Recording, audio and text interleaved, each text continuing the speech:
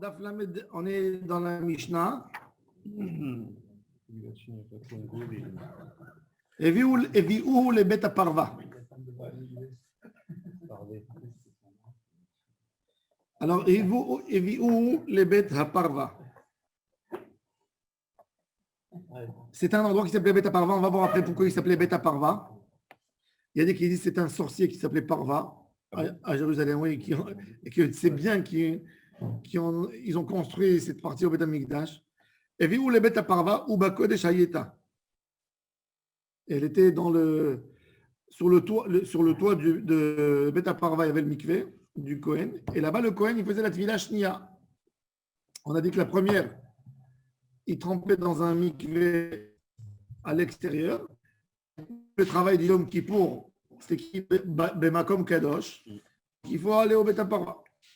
Ou Bakodesh Hayeta, Peresu Sadin Shel Butz, Beno Leven Haram. On a pris un voile en lin. Butz, c'est toujours du lin dans la Torah. Butz. Kiddush Yadav Veraglav. Il fait d'abord Kiddush Yadav Veraglaim. Ou Pachat, il enlève ses habits. Rabbi Meir Omer, là, on voit, là, vous vous souvenez il a dit Pachat, non, il a dit Pachat, Kiddush Yadav Veraglav, Yarad, Vetaval, Ala, il sort du mikveh, Venistapag, il s'essuie avec une serviette. Pourquoi il dit ça Venistapag. Alors Rashi, regardez Rashi. Venistapag, c'est quoi? Spog.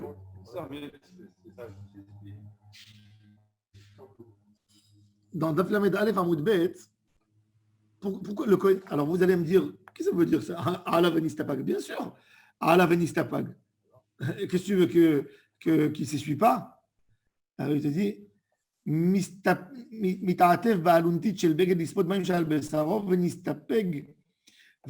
d'après les poskim, c'est un bisayon de Bigdei Kodesh si je les porte humides. Quoi, les habits de... Ça les détériore un peu. Pas que ça détériore aussi, ça les froisse. Bien sûr, c'est du lin. Oui, c'est du lin. Comme c'était du lin, donc il était obligé de s'essuyer. Il ne pouvait pas faire comme les Breslev qui vont au mikvé et qui sortent mouillés entièrement. Et mettent Non, il faut s'essuyer. Ouais. Et vu où le Bigdei Lavan, on lui amène les habits blancs, la vache. Ensuite, Vekidesh, selon Tanakama Chachamim, Vekidesh Yadav Veraglav. Bachar, écoutez maintenant ça c'est quartier. Bachar Harayelovesh Plusin, chez Shlema Sarmané. Le matin, il portait des habits qui valaient Shlema Sarmané, 1200 pièces. Parce qu'un mané, c'est 100. 100 pièces d'argent. 1200. 12 fois 100. 1200, c'est 1200. Une fortune. Et chez Shmonamo, Benar Arbaim, c'est inférieur. Hindouin, ça venait de l'Inde. Le lin. Regardez, déjà à l'époque, l'Inde, c'était le fournisseur d'habits en lin. Hindouin. Chez Shmonamo, Zivrei Rabbi Meir, Chachamim Omrim, non, le kavod du Kohen, Bachar Harayelovesh, chez le Shmona Asarmané, 1800. C'était la qualité supérieure de supérieur. Ou Benar Arbaim, chez Shnem Asarmané, Akol, Shloshimane, Elou, Michel Tzibour. Tout ça, ça vient de l'argent du public. C'est-à-dire que le Bet Amikdash, il est censé à payer de sa poche. Maintenant, si le Kohen, il veut mettre plus, Mosif Michelo. Maintenant. Voilà. Ouais. La Gemara dit c'est quoi? Maï Parva, Amar Rav Yosef, Parva, Amgusha. Amgusha, c'était le sorcier. Alors. Moi, je voyais beaucoup plus une relation, on va dire, de Bet Amikdash, une relation beaucoup plus, on va dire, de Hanava, pas du tout le matérialisme par rapport à parce que la Torah, elle a dit, Veil Bashta et Aaron Achicha, Lechavod ultifaret. Alors maintenant, tu poses. Regarde, mais non, mais comme une table de Shabbat, je sais pas, tu mets, Je veux dire, c'est un faut- coup, c'est une charge énorme sur le public. C'est pas, je vais te dire, il a fait. Il a raison. etc. Le Kohen Gadol, d'abord, il était très Hanav, mais il devait être Hanav, il était censé être Hanav. Mais tu mets l'honneur du peuple, c'est que le représentant, il soit beau. C'est pour ça qu'un Kohen Gadol, un Kohen qui est. Quand il est tzaddik sur lui-même, il veut être nazir, il n'a qu'à être nazir. Mais quand il représente le peuple, il est obligé d'aller au coiffeur une fois par semaine, minimum. Sinon, il est. Imagine Netanyahou en jogging là, à Adidas. Salut frère. Tu comprends? Il ne peut pas. Un représentant du Tzibour, un représentant du Kahal, il est obligé d'avoir des habits particuliers. Tu sais que dans les anciennes synagogues, et ça c'est très beau dans les synagogues consistoriales, tu ne montes pas comme ça à la Théba. Tu ne montes pas chez les Tzibour comme ça. Tu as une veste, tu as un chapeau. Chez les Ashkénazes, tu mets le talit. Quand tu montes, Oui. tu mets le talit. Pourquoi? C'est pas pour avoir une alors tu vas me dire, pourquoi il a envie d'être différent de tout le monde? C'est ça le kavod d'Akadosh Baruch Hu, un habit spécial. Pour rejoindre un peu ce que tu dis, il y a une différence entre être propre et respectueux et sobre et être bling-bling. Un excès de. Je veux dire, tu as des gens qui vont être habillés. À 1200 manées, il fallait finir d'un. Le bling-bling, là, on est dans le bling-bling un peu. C'est un costume Prada qu'il a mis pour. Ouais, mais c'est le costume de. Ouais. C'est le représentant. C'est le représentant, c'est le. Tout le Betamikdash, tout l'or qu'il y avait, c'était énorme. Ça représentait une charge sur le Betamikdash. Regarde dans un bête mishpat. Aval en Tzibour Arani, la Gemara déjà, elle pose la Gemara déjà. Ils ont un truc. Ils ne peuvent pas plaider sans robe ou tu quoi. sais- Il tu y sais a- Tu sais que ça coûtait. Il y a l'habit de la fonction, c'est important. Tu sais les habits que tu vois les présidents. Tu sais combien ça coûte? Tu sais qu'est-ce qu'ils mettent? Ils mettent du céruti. Tu sais qu'est-ce qu'ils mettent dedans? Quand tu vois Macron, tu dirais qu'il sort d'un, tu vois, qu'il s'entraîne. Le gars, il est comme ça. Il lui met du cheval. Il y a de la peau de cheval dans la veste. De la peau de cheval. Il y a quelqu'un qui vend un Alta en France, il m'a montré. Ils mettent une peau de cheval dedans et tu vois pas un pli. Nous, moi, quand je mets ma veste, elle est pliée là, elle est pliée là. Et quand il met sa veste, elle est comme ça. Tu dirais, ça vaut une fortune, une fortune. C'est le kavod, c'est le roi. Tu sais, le gars qui maquille le Premier ministre, il a un maquilleur qui va avec lui, qui prend l'avion et qui lui paye quand il voyage dans des endroits. Le maquilleur, il voyage avec lui. C'est avec le maquilleur. Ah oui. Non. Le cuisinier,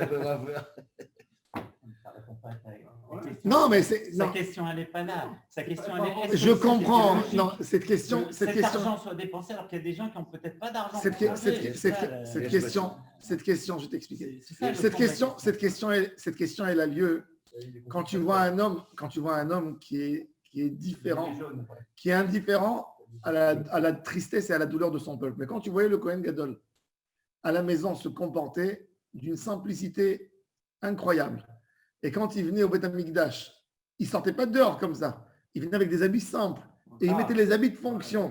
Et avant de sortir, il les enlève et il rentre chez lui avec des habits simples. Tu comprends qu'il fait ça pour le kavod du Ham Israël. Et c'est le kavod, ça doit être impressionnant. Écoute, si je vais voir un homme que je vais croire qu'il est comme moi, je vais mettre en doute ses capacités. Mais quand je le vois, c'est pour ça qu'on te demande à un juge de s'habiller différemment quand il rentre au tribunal. Parce que il y a deux personnes qui sont devant lui. Qu'est-ce qu'il est? Il faut le faire différencier pour que l'homme il accepte. En plus, c'est d'autant plus beau ce que tu dis. C'est que quelque part, il met ses habits pour servir Dieu. Pour servir Dieu. Que pour Hachem. Donc c'est ça la force. C'est pas pour lui. Après, tu as raison. Après, tu as raison. Il y a eu après des problèmes. Il y a eu des. Oui, tu as rigolé avec les coalitions. Voilà, on va voir tout de suite. Alors, regardez. Alors, déjà, la Gemara a dit, c'est très intéressant. Elle dit pourquoi ça s'appelait Beta Parva? Parce qu'un sorcier l'a construit. Alors, Tosfot Yom lui pose la question. Il dit si c'était de la sorcellerie. Au Bet Amikdash, tu laisses l'acte d'un sorcier? Ouais. Alors, il dit non. Il dit pourquoi? Il dit parce que non. Le mikvé, il était où le mikvé? Il était en haut.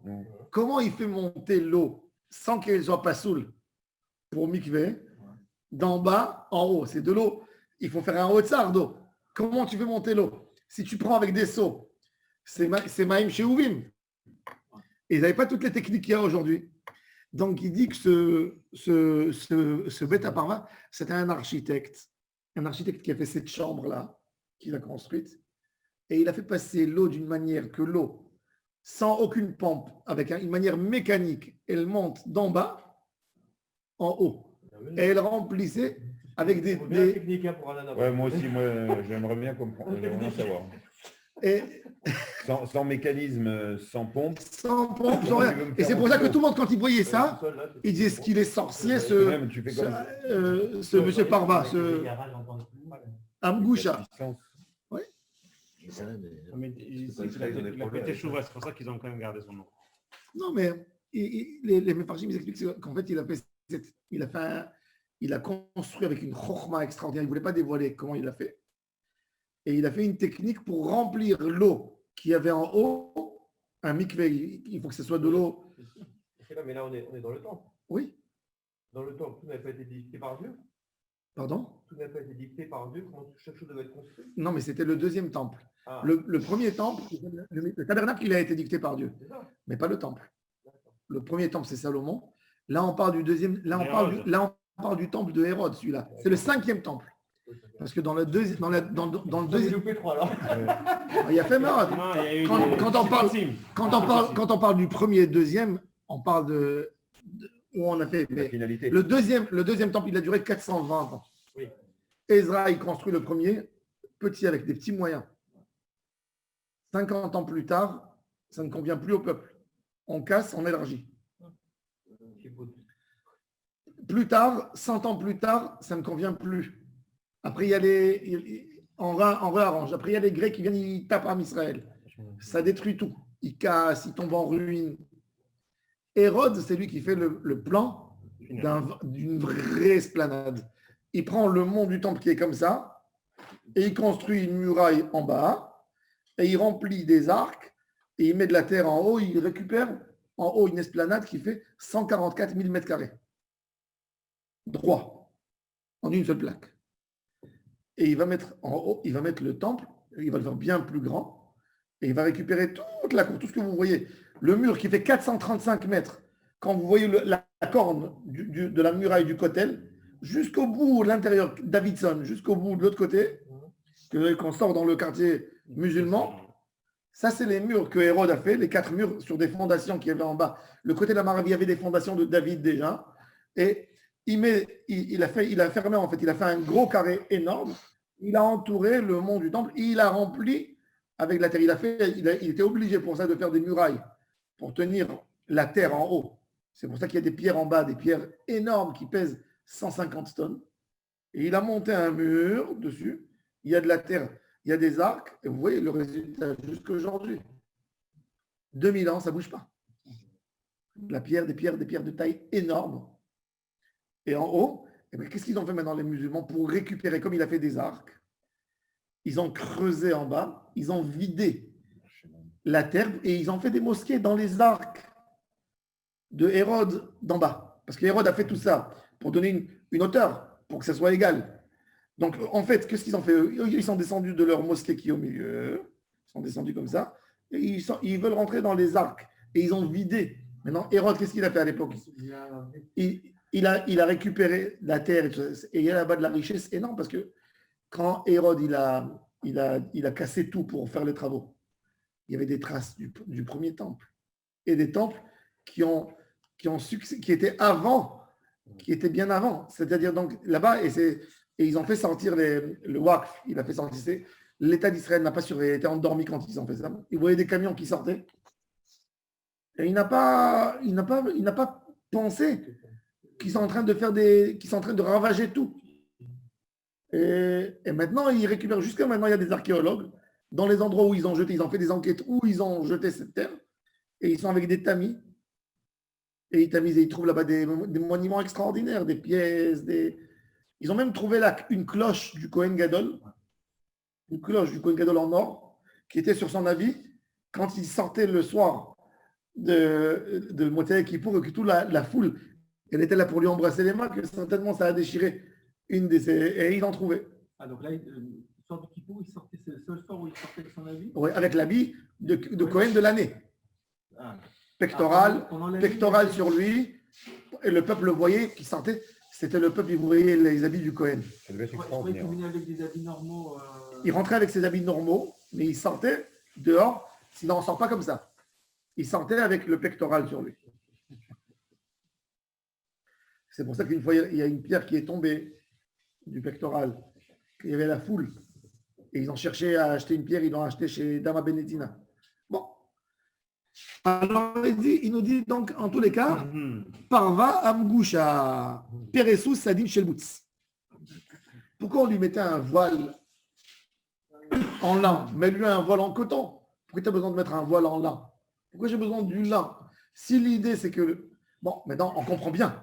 Le Cohen, il est monté sur le toit. Le peuple, il ne va pas le voir nu sur le toit. Donc, on lui met un voile. Le toit était ouvert. C'était pas fermé. Ce n'est pas une chambre. C'est froid, non? Hein? Vous devez le faire froid. Kippour, non. Kippour, c'est le début de... Ouais, on est encore... il fait chaud. Ça va. Et il met des persoulos à Din Shelbout. Alors, on dit, pourquoi Dafka Boots? Pourquoi pas une autre matière? On dit, rien que pour que le Cohen, il se rappelle qu'il n'a pas à reprendre des habits à lui. Parce que le Cohen il avait sa garde-robe où il avait ses habits à lui. Donc, il ne prend que les habits faits en lin pour le travail de Kippour. Pour lui rappeler un petit souvenir. Maintenant, on parle de la question de Raphaël. Pourquoi le tissu doit coûter tellement cher? Pourquoi? Bachar Harayalovech Peloussine. Peloussine, c'est une sorte d'habit très, très cher. Le tissage était tellement fin. Ça venait d'Égypte. Voilà, ça venait d'Égypte. Peloussine. C'est Shmona Asar Mané.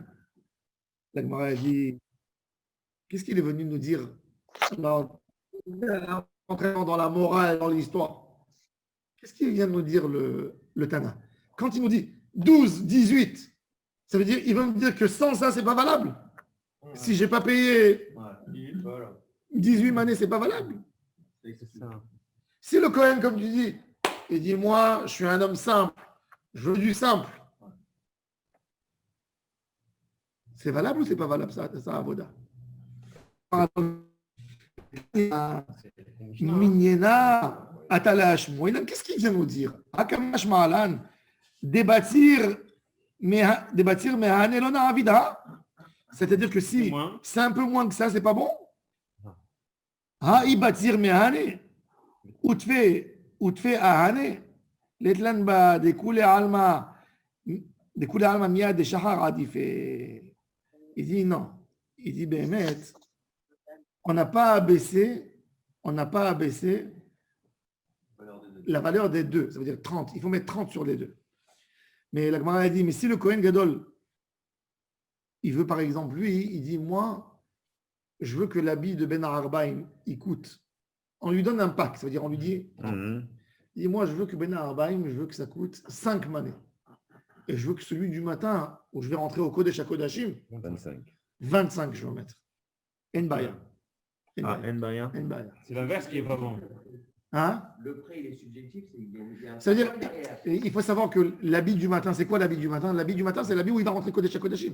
Non, mais le prix, pour une valorisation de prix, c'est très subjectif, ça dépend du marché. Alors, à mon avis, quand on parle ici de Mané, c'est les 100 dernières années de l'existence du temple. Un prix assez fixe sur les matières. À l'époque, les valeurs c'était des valeurs sûres. On ne se basait pas sur de l'inflation, sur des billets, selon. Il y avait une valeur. Un tissu, ça coûtait tant de prix, ça ne bougeait pas 100 ans.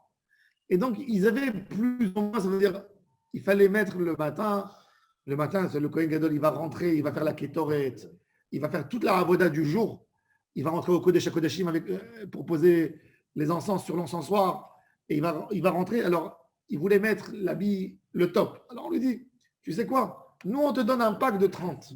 Partage-le comme tu veux. Le matin, il doit être plus cher que la. Oui, le matin doit être plus cher. Mais maintenant, les proportions, à toi de décider. Donc, Tu veux faire 16-14? l'après-midi ne doit pas être plus cher que le matin. Non. Non, le yen, c'est de rentrer au Kodesh HaKodashim avec. Non, mais s'il y a Le 30. mané, l'unité de mesure, c'est plus important que le shekel. Ah, mais le mané à l'époque, c'était Mea Dinarim, Mea Zouz. C'est beaucoup. À l'époque, un homme, il donnait à sa femme la Ktouba, c'est 2 manées, c'est 212. Et là, on lui donne l'habit qui va porter. Manées, c'est 212. Oui, 212. Et c'est quoi par rapport au shekel? Alors, il y a un débat. Aujourd'hui, Il y a un débat comment on calcule. Ça dépend entre le Rama et Rabbi Yosef Karo. Selon Shulchan Aruch, 212, c'est équivalent à 1500 shekels, à peu près, hein, grosso modo. Parce qu'il faut savoir que Shulchan Aruch, il te dit, il calcule ce qu'un homme mange comme blé, du blé, un concombre, une tomate. Il te dit 1500 shekels, tu manges par mois 100 shekels. Pour nous, c'est équivalent à 2 shawarma et demi, mais à l'époque, un sac de blé, c'est ce qu'il faut manger. Il faut un sac de blé à la maison, c'est comme pour un Chinois, 5 kilos de riz, et tu as mangé de moi. Et le loyer et tout? Le loyer, ils vivaient dans des maisons, c'était pas comme aujourd'hui. Non, pour aujourd'hui, par exemple. Aujourd'hui, C'est au moins 4000 par mois. Aujourd'hui, c'est que moi, quand les gens ils me demandent qu'est-ce qu'on remplit dans la ketouba, je calcule 12 fois le SMIC. Ça veut dire 12 fois le SMIC, 12 mois, 12 SMIC. Un an. C'est de quoi se permettre à louer un tout petit studio et de manger. Pour permettre à la femme, dans un cas de divorce. Aujourd'hui, c'est moins important parce que l'État, aujourd'hui, elle prend en charge la femme, tous les biens. Si tu n'as pas fait un contrat de séparation de biens, tous les biens sont partagés d'une manière équitable. Une femme, aujourd'hui, elle a le droit à la retraite de son mari, à la moitié de la retraite de son mari en cas de divorce. Même la retraite, elle peut récupérer sur les mois où ils étaient mariés. Oui. En France, c'est mieux. En France, ils ne récupèrent pas. En France aussi. Non, c'est mieux, elle ne récupère pas. La durée de mariage. Non, mais en France, attendez, la durée de mariage. C'est-à-dire s'il a eu 2 épouses, s'il a été marié 10 ans avec Elle une, 5 ans récupère pas, avec c'est l'autre, mieux. une elle a plus, elle a le double de... Mais par rapport à la retraite aussi. Mais oui. Ah, même la retraite, elle prenne. Mais bien sûr. Sauf si elle s'est remariée. Que tu n'as pas précisé. En Israël aussi, ça va de l'autre sens aussi. Même le mari, il prend. Ça correspond à quoi d'aujourd'hui? Je vois que tu connais le sujet. Alors, il a fait. Rabbi Yosef Karo, il partage le mané d'une manière simple. Il le calcule d'après une certaine valeur. D'après son compte, ça représente un mané 750 shekels. D'accord? Le Rama, il a rajouté, il a fait méa litrine. Selon le Rama, ça rentre à une autre chose. Alors, il y a ceux qui diminuent, qui minimalisent le Rama, ils le mettent à 8000 shekels, et il y a d'autres qui calculent. Un mané 8000 shekels? Non, la ketouba, l'obligation simple de la ketouba, 8000 shekels, et il y a d'autres qui le mettent à 42 000 shekels. Mais un mané d'aujourd'hui, c'est 1500 d'aujourd'hui. Ça correspondrait à 1500 shekels? Non, un mané, ça correspondrait à 750 shekels, à peu près. D'aujourd'hui? Ouais. Chaque zouz, c'est 4 shekels, 3 shekels. Non, plus. Chaque zouz, c'est 8 shekels. Oui. Ça paraît peu, hein. C'est peu. Non, mais quand même, alors maintenant, si tu fais le compte, si tu fais 30 manées, tu t'en sors avec 30 000 shekels. Ah, il a fait, tu vois, voilà, regardez. Daniel, il a amené un très bel exemple. Daniel, il a amené comment la vie était pas chère à l'époque. Tu achetais Hadgadia, un petit agneau, bitré zouzé, avec 2 pièces. Ça coûtait comme un poulet. Ah oui, donc, alors il faut. Donc, ça il a fait. Donc un mané, ça ne vaut pas 1500 shekels. C'est mais je vous dis, non, mais moi, je quand quelqu'un, il n'a pas fait un contrat de séparation de biens et il n'a pas d'argent 10 ans, il n'y a pas de biens en commun ou quelque chose. Et il a écrit à sa femme une ketouba, il a écrit 212. Et elle arrive au tribunal. Si elle tombera dans un bedin qui fait Shulchan Aruch, il lui donnera 1500 shekels de ketouba. C'est tout. Si elle arrive, si sa ketouba elle est écrite, mais à litrine, comme qu'ils écrivent les Ashkénazes, ça dépend où elle va arriver, dans quel bedin, quel erkev. Ça peut monter de 8000 shekels jusqu'à 42 000 shekels. Mais pourquoi vous ramenez l'unité de départ. Pourquoi quand je vous demande une unité, vous me rapportez la ketouba? Parce que c'est l'unité. Moi, je voulais pas. Non, parce que moi, je ne peux pas te dire. Je peux pas te dire ce qui s'est passé il y a 2000 ans. Je veux bien pouvoir l'étudier, mais Je n'ai pas les capacités de te répondre comment il était le système économique et de le comparer ce qu'il y avait il y a 2000 ans à aujourd'hui. Le pouvoir d'achat, le taux, je ne sais pas. Mais je peux te dire que le paramètre, comment il calcule aujourd'hui 212, c'est le seul moyen qu'on a pour savoir plus ou moins c'est quoi le mané. Bon, en tous les cas, même si je prends le minimum d'après Shulchan Aruch, que 2 manés, ça représente à 1500 shekels, ben, fais le compte. Tu as là-bas, tu as là-bas à peu près 30 000 shekels, 30 000 shekels d'habits. 33 500. Ah non, Non. un mané. C'est combien Ouais. un mané? Un mané, c'est 750. Ah, ok. Ouais, ça représente à 25 000 shekels les habits. C'est beau. 25 000 shekels. Et 12-13 000 euros. Oui, 12 000 euros. C'est pour 2 tenues. Pour 2 tenues. C'est en fait c'est des tuniques. C'est surtout la tunique. La tunique qui porte. C'est pas le chapeau, c'est la tunique uniquement. C'est pas du Prada, c'est de la Il y avait, chaque Kohen Gadol avait sa tunique. Oui. Alors regardez, et il changeait chaque année.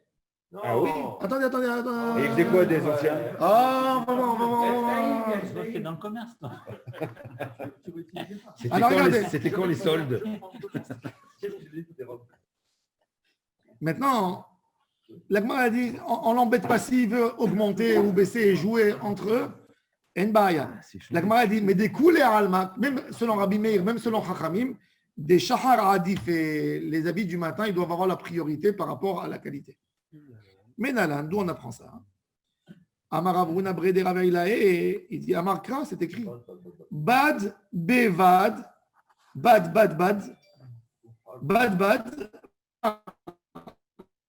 Pourquoi bad? On va voir, regardez le texte, regardez le Torah Or. Lis, Yaakov, lis le texte.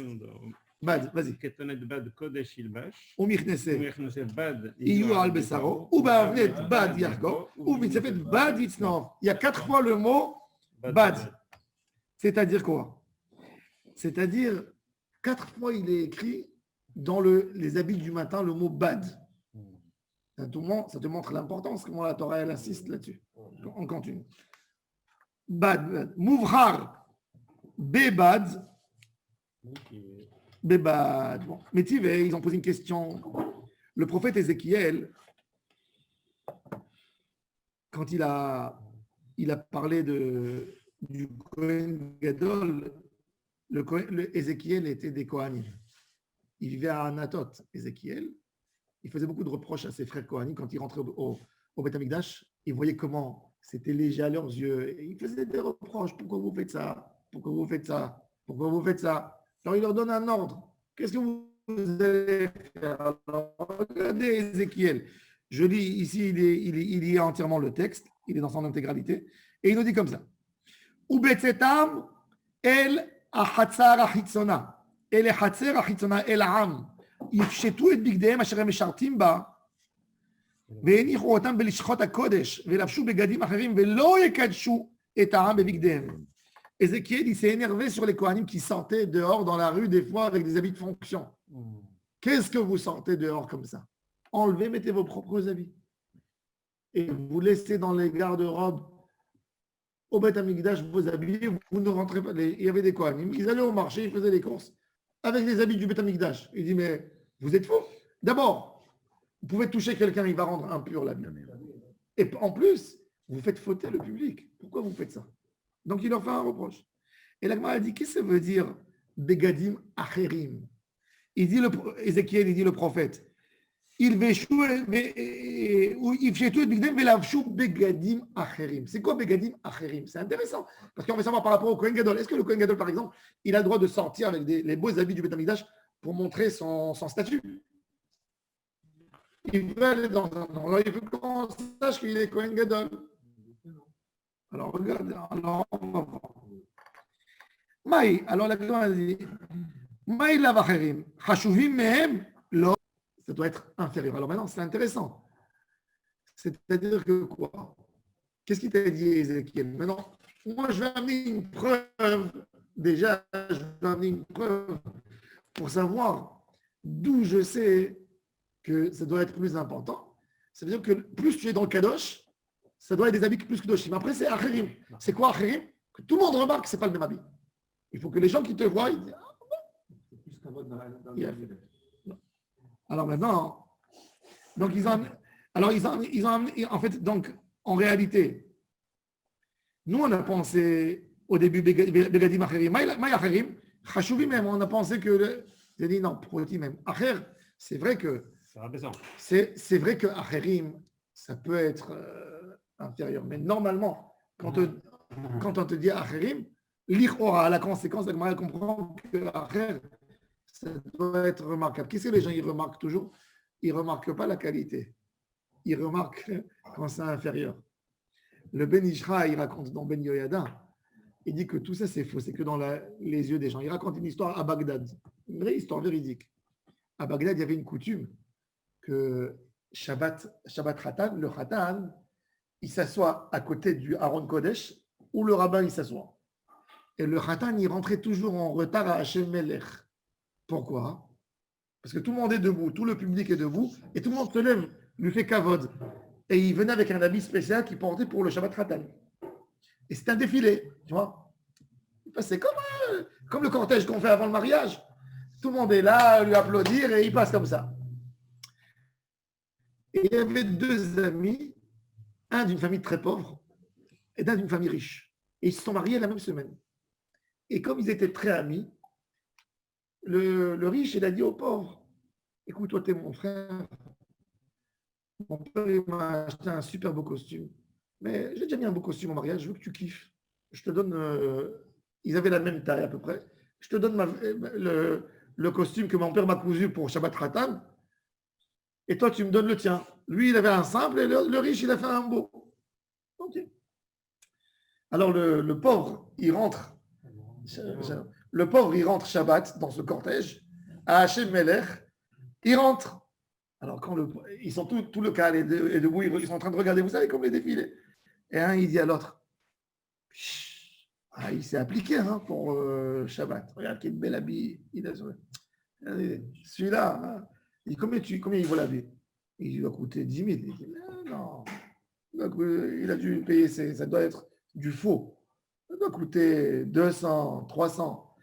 Du moment où il est rentré à la synagogue, donc il a commencé le cortège, il a commencé à 10 000. Quand il est arrivé dans sa place, ça valait 100. Après, il y a le riche qui met l'habit du pauvre.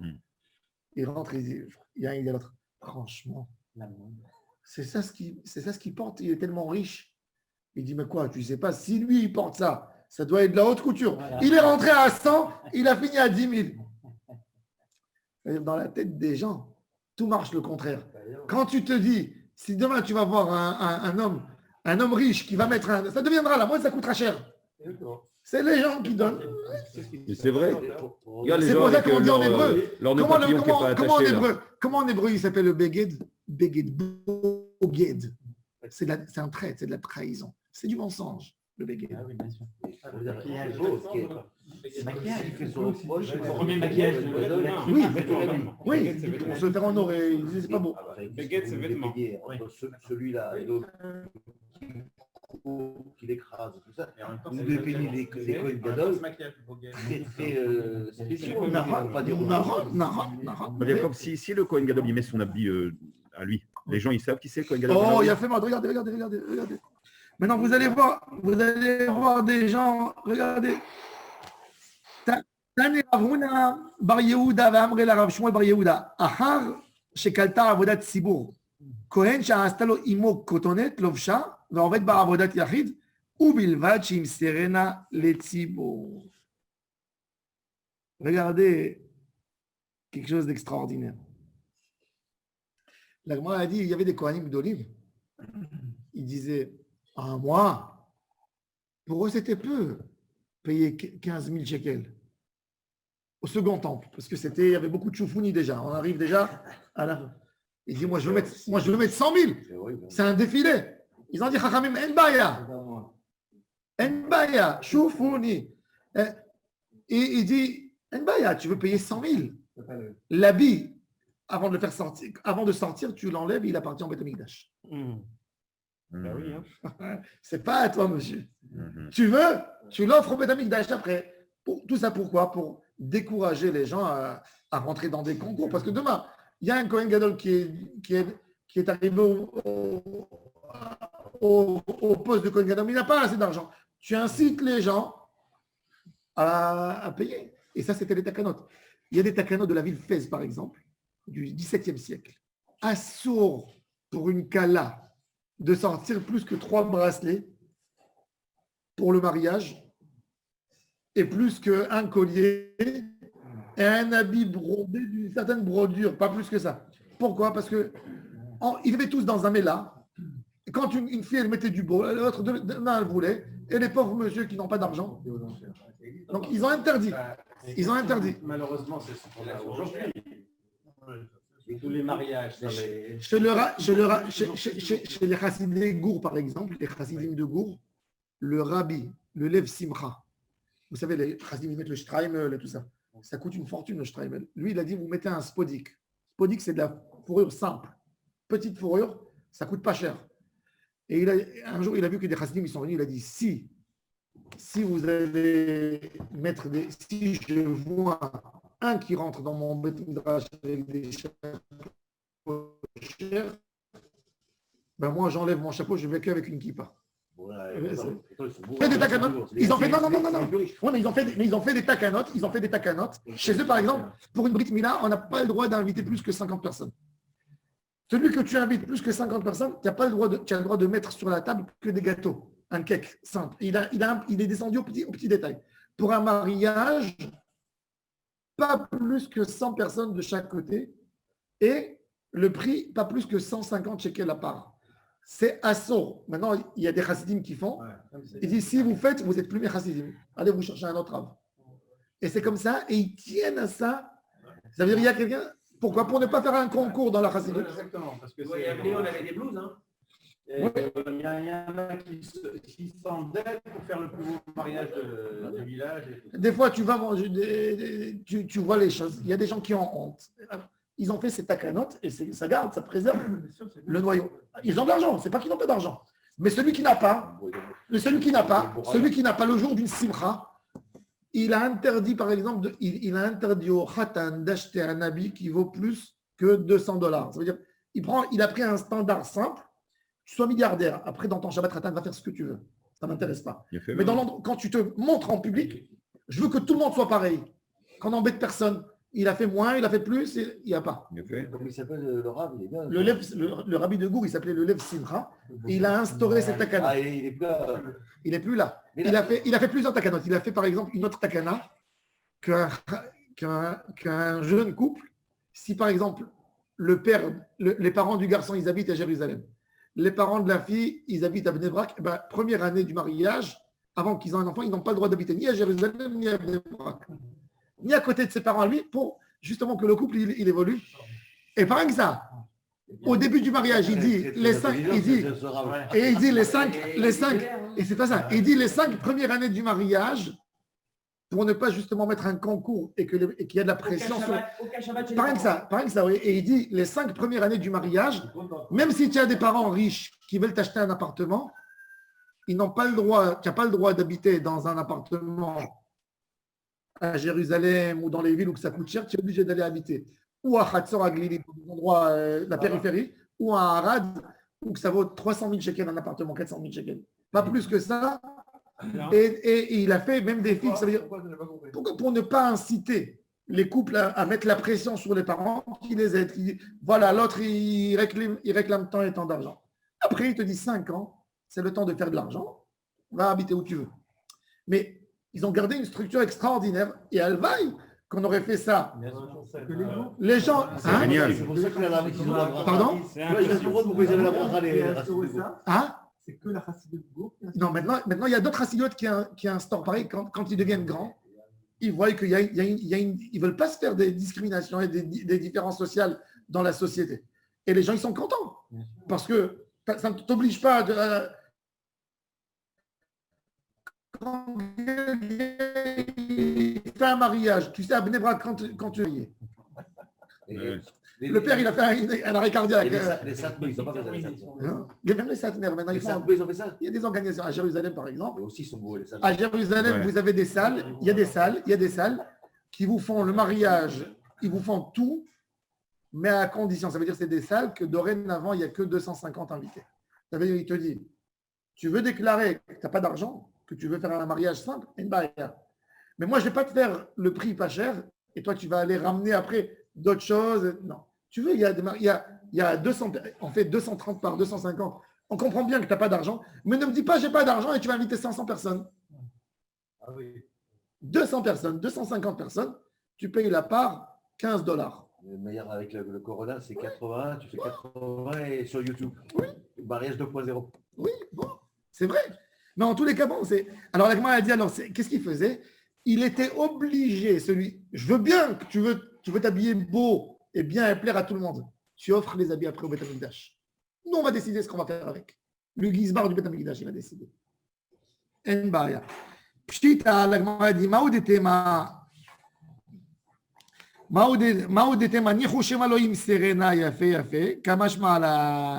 il dit que Béhémet, on pensait que, ok, le Kohen, il va dégrader après l'habit. Il dit, ah, vous le prenez, je vais le déchirer. Non. Il faisait attention. Regardez, Amrou Alav, Rabbi Ishmael Ben Tal, multimillionnaire. Sa mère, elle lui a offert l'habit. La maman, hein, parce que les mamans, elles prenaient l'habit, elles le brodaient avec du blanc. Elle lui a fait l'habit de Kippour. Combien il a coûté l'habit de Kippour? 100 manées. Vous savez, 100 manées. 100 manées, c'est 1000. C'est 10 000 zouz. 10 000 zouz. Ça veut dire c'est 50 fois l'engagement qu'un homme il prend pour sa femme, pour la nourrir. Pour un Kippour. Et il a offert après au public.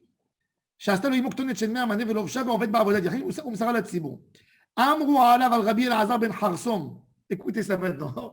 Regardez d'abord l'art de l'époque. Rabbi Elazar ben Kharsom lui aussi était Cohen. Elazar ben Kharsom, il était milliardaire. On va voir tout de suite. Elazar ben Kharsom, elle lui a fait 20 000 manées. Qu'est-ce qu'elle a fait 20 000 manées? C'est un demi-million. En or, c'est possible. Alors il a fait en quoi? Comment il avait? Et ils n'ont pas laissé la porter. Pourquoi ils n'ont pas laissé? Elle a fait un habit, comme vous savez, quand on était enfant, on nous racontait l'histoire de ce roi avec l'aiguille, le roi nu. Non, comment il s'appelait le roi, le fou? Quand on lui a mis l'habit. Dagobert, ouais, le roi Dagobert. Le roi Dagobert, tu te rappelles? Qui c'est qui te l'a raconté? Moi, c'est ma grand-mère qui nous racontait, le roi Dagobert. Le roi Dagobert, alors, on lui montrait qu'il avait un tellement bel habit que personne ne le voyait. Alors, il était nu dans la rue, il sortait nu dans la rue. Le roi nu. Alors, ils lui ont fait un habit, qu'il était tellement fin avec les conditions de l'époque, pas en nylon, un habit travaillé en lin. Et si tu regardais le Cohen d'un côté, tu le voyais nu. De l'autre côté, quand il bougeait, tu avais de côté, tu le voyais habillé. Et les Kohanim ne l'ont pas laissé porter cet habit. C'est normal. Pour la Kedusha du Ben Amina. C'est quoi cette histoire? Et il voulait la mettre. Alors, Velo Enichou lo, Echad HaKohanim, les Lofsham, Mipnei Shenir'eh Ke'arum. La Gemara a dit quoi? Et si Badek, que s'il est Arum, c'est pas bon. Omi Mitchazeh, Ve'amar Mar, Chotan Kafoul, Shisha, c'était quand même le fil, il était doublé. Chaque fil du tissage, il fallait prendre 6 fils, comme dans le tzitzit, je vous ai montré. Le talit katan qu'on a dans le tzitzit, vous avez le fil Kafoul Shmone. Là-bas, c'est Kafoul Shisha. Alors, comment tu peux faire un habit tissé de cette manière? Alors, la Gemara, elle répond qu'il était tellement fin que Hamra Bemazga. Il te dit que le tissu, je ne sais pas comment il travaillait ce lin, il te dit comme que tu vois le vin à travers le verre. Ça veut dire c'était épais, flou, mais il mettait comme ça. L'Agmara, maintenant, elle raconte, elle dit l'Agmara que quand un homme il vient en haut, après à la fin de sa vie, alors il a 3 réponses à répondre quand on lui dit pourquoi tu n'as pas étudié la Torah. Il répond ou j'étais pauvre, ou j'étais riche, ou j'avais du etc. Et on va lui amener 3 personnes. Alors, c'est qui les 3 Dayanim en haut? Il est la Zaken, qui était extrêmement pauvre. Et la Hazar ben Kharsom, qui était extrêmement riche. Et Yosef Hatzadik, qui avait autant de tentations. Quand tu les vois, tu ne peux pas parler. Qu'est-ce que tu vas dire? Tu vas dire, j'étais riche, je ne pouvais pas étudier la Torah. Et Lazar ben Kharsom, il te dit, tu es plus riche que moi. C'est quoi la richesse de Lazar ben Kharsom, hein? Et c'est quoi la pauvreté de Hillel Azaken? Et Lazar ben Kharsom, il avait 1000 petits villages qui lui appartenaient, 1000 fermes dans des endroits séparés. Quand il allait, ses employés ne le connaissaient pas. Un jour, il est passé dans un endroit, dans un péage qui était à lui. Et il a voulu passer sans payer. Il est venu à un de ses employés, il l'a pris comme ça, il a forcé sur le mur, il a dit, je jure sur la tête de mon boss, Elazar ben Kharsom, que tu passes par ici sans payer. C'est moi. C'est moi Elazar ben Kharsom. Oui.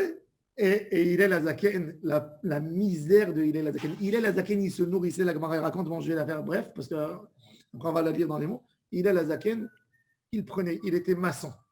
Ah oui. Hillel Azaken. Maçon, simple. Il construisait toute la journée, faisait la chose, et il récupérait. Regardez comment les maçons, ils étaient tellement pauvres à l'époque. De là, vous allez comprendre comment ça coûtait pas cher de construire une maison.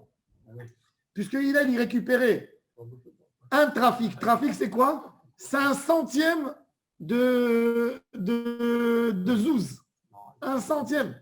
Il allait au marché, il achetait une laitue avec un pain, et l'autre moitié, il allait, c'était pour payer à rentrer au Beth Midrash. Tu ne rentrais pas gratuitement au Beth Midrash. Tu donnais les sous au shamash qui nettoyait le Beth Midrash et qui s'occupait à entretenir. Il y avait le mazen. Ça coûtait combien? 2 shekels, 3 shekels. Tellement il était pauvre, un jour, il n'avait pas. Il n'a pas gagné. Il est venu au Beth Midrash et il a dit au gardien, je t'en supplie, laisse-moi rentrer. Un autre jour, j'aurai, je te donnerai. Il a dit, tu n'as pas d'argent, tu ne rentres pas. Qu'est-ce qu'il a fait? C'était un jour d'hiver, un vendredi. Oui. C'était un vendredi. Il a grimpé en haut et par la cheminée, il entendait les paroles de Torah. Il neigeait ce jour. Tellement il a neigé que il s'est évanoui. C'est dans la neige. Rentrée Shabbat, et tout le monde, les élèves ils disent, mais il n'y a pas de, on sent pas, il n'y a pas d'air qui rentre d'en haut. Alors, ils ont dit au Rav, est-ce qu'on peut monter en haut, prendre une pelle et enlever la neige? Il a dit oui. Ils ont monté, ils ont enlevé la neige, ils l'ont trouvé évanoui. Ils l'ont fait descendre, ils l'ont réanimé. Ils ont dit Kedai ou les halal alav ta Shabbat. La question qui se pose ici, qu'est-ce que ça veut dire Kedai ou les halal alav ta Shabbat? Et sur un autre, tu ne fais pas Chilul Shabbat? Si. Mais quand tu fais un Chilul Shabbat, je te dis, j'ai fait mais celui-là. Ils ont kiffé le Chilul Shabbat pour le sauver. Et là, Elazar ben Kharsom, son père lui a laissé écouter 1000 villages en Israël et encore 1000 bateaux. 1000 bateaux dans la mer qui travaillaient pour lui. Ça veut dire combien? C'est quoi la plus grande société de transport maritime qu'il y a aujourd'hui? Elle a 1000 bateaux? Non. Et il prenait un sac de farine et il tournait de ville en ville pour étudier la Torah. Une fois, on l'a trouvé et ils lui ont dit, tu es passé, paye le péage. Il a dit, j'ai pas. On dit, t'as pas. Viens, tu vas travailler 3 heures pour payer d'abord ton péage et après tu passes. Il dit, mais c'est moi Elazar ben Kharsom. Pas vrai. En jure sur sa tête, tu ne bouges pas d'ici, tu travailles. Ça veut dire, il avait tellement d'employés, ses employés l'ont obligé de travailler. Ça, c'est Elazar ben Kharsom. Et Yosef Hatzadik, que tous les jours, elle essayait de lui faire des tentations et il n'a pas résisté. Donc, quant à ces 3 Dayanim en haut, il n'y a pas trop de quoi. Non, c'est pas, il n'a pas résisté. Il n'a pas fauté. Il n'a pas fauté. En fin de compte, il n'a pas résisté, Yosef. Voilà, donc ces 3-là, on a vu ce Inyan. On va les lire dans les mots Bezrat Hashem la semaine prochaine. D'accord. Shabbat shalom.